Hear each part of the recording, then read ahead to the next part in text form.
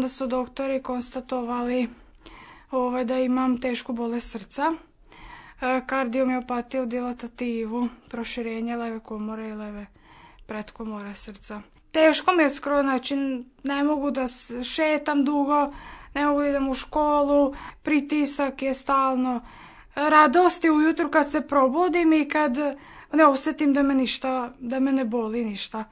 Ali jako je teško, zato što svako jutro mi trnu ruke i telo jednostavno traži terapiju. Nije urođeno, nije bakterija.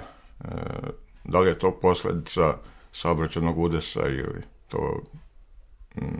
Niti oni znaju, niti mi znamo. Jednostavno desilo se. Prikupljali smo pare na trgu. Mi smo prikupljali kao razred, prikupljala je gimnazija. Oni su organizovali. Onda imamo grupu na Fejsu gdje smo stavili broj tekućeg računa.